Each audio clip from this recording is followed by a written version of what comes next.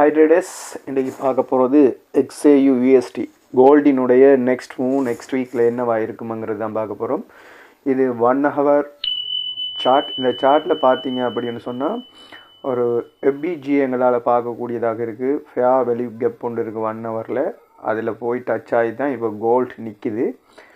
அதில் மார்க் பண்ணுற இடம் FBG.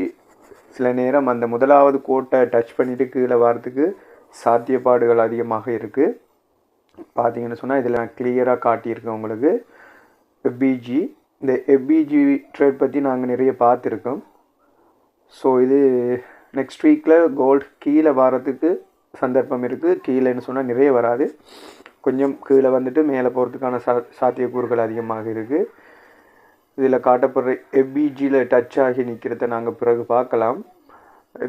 FBG fair value gap ரெண்டாவது முறை டச் ஆகும்போது மார்க்கெட் கீழே வரத்துக்கு வாய்ப்புகள் நிறைய இருக்குன்னு நாங்கள் ஏற்கனவே வீடியோவில் பார்த்துருக்கோம். ஸோ மார்க்கெட் FBGயில் முதலாவது டச் பண்ணி கீழே வந்து இப்போ ரெண்டாவதில் நிற்கிறத பார்த்துருக்கோம். இப்போ படத்தில் காட்டப்படுறது ரெண்டாவது டச் பண்ணி நிற்கிறது. அதுலேயும் ஒரு ஹேண்டில் ஸ்டிக் காட்டியிருக்கு பாருங்கள். FBGயில் ஒரு என்கால்ஃபிங் ஹேண்டில் ஸ்டிக் காட்டி நிற்கிது. ஸோ மார்க்கெட் நெக்ஸ்ட் வீக் கீழே வரத்துக்கான சாத்தியப்பாடுகள் அதிகமாக இருக்குது. அதுவும் FBGயில் என்கால்ஃபிங் ஹேண்டில் காட்டி நிற்கிறதால மேபி மார்க்கெட் கீழே வந்து மேலே போகலாம் அல்லது கீழே போகலாம்.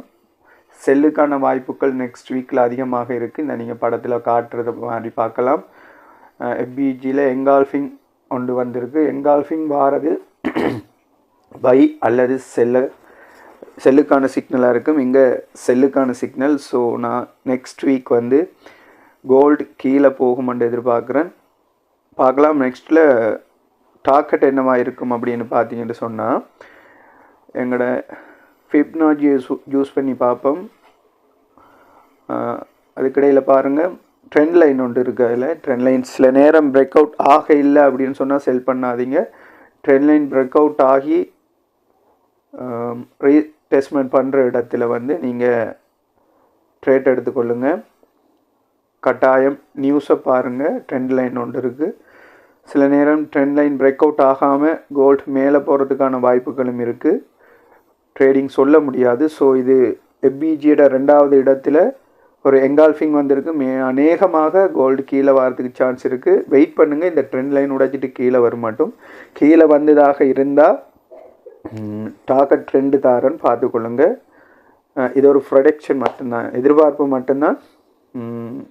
100% ஷுவர் சொல்ல இல்லாது ஃபாரெக்ஸில். ஸோ இதை ஃபிப்னாஜியை பயன்படுத்தினமாக இருந்தால் இதோட டார்கெட் ஸ்மால் டார்கெட் பார்த்துக்கொள்ள இயலும்.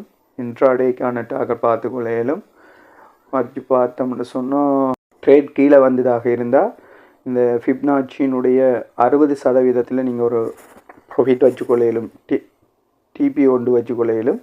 அது கீழே வந்ததாக இருந்தால் கீழே சப்போர்ட்டில் நாங்கள் வச்சுக்கொள்ள இயலும். முதலாவது TP நான் அங்கே வச்சுருக்கேன்னு பார்க்க தெரியுது திரையில். அது எவ்வளவு அப்படிங்கிறத நான் காட்டுறேன். ரெண்டாவது நீங்கள் கீழே உள்ள சப்போர்ட்டில் வச்சுக்கொள்ள இயலும். ஸோ நான் 2 TP வச்சுருக்கேன். முதலாவது TP ஷேப் மார்க்கெட் மேலே போய்கிட்டு இருக்கிறதால அப் ட்ரெண்டில் இருக்கிறதால மேலே போகிறதுக்கு சான்ஸ் இருக்குது. அதனால் குறைஞ்ச டார்கெட்டை வச்சுக்கொள்ளுங்க.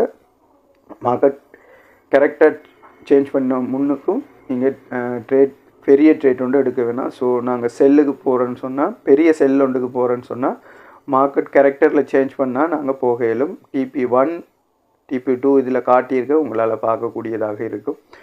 ஸோ மார்க்கெட் நெக்ஸ்ட் வீக் செல்லுக்கு போகிறதுக்கான வாய்ப்புகள் அதிகம். காரணம் FBG ஒன்று பார்த்துருக்கோம், என்கால்ஃபிங் ஒன்று பார்த்துருக்கோம். அதில் ஒரு ட்ரெண்ட் லைனை நீங்கள் கவனித்து கொள்ளுங்க. ட்ரெண்ட் லைன் பிரேக் அவுட் ஆன பிறகு நீங்கள் ட்ரேட் எடுக்கிறது ஷேப். இதில் முதலாவது ரெண்டாவது TP தந்திருக்கேன். முதலாவது TP 27.77 இருக்குது. ரெண்டாவது TP பாருங்கள். ரெண்டாவது TP ஷேப்பை விட முதலாவது TP ஷேப் ரெண்டாவது 25.87 இருக்குது. ஸோ நீங்கள் முதலாவது TPயை பயன்படுத்தி கொள்வது மிக பிரயோசனமானதாக இருக்கும். காரணம் மார்க்கெட் மேலே போய் கொண்டு இருக்குது. வீடியோ பிடிச்சிருக்குன்னு நினைக்கிறேன். லைக் பண்ணுங்கள், ஷேர் பண்ணுங்கள்.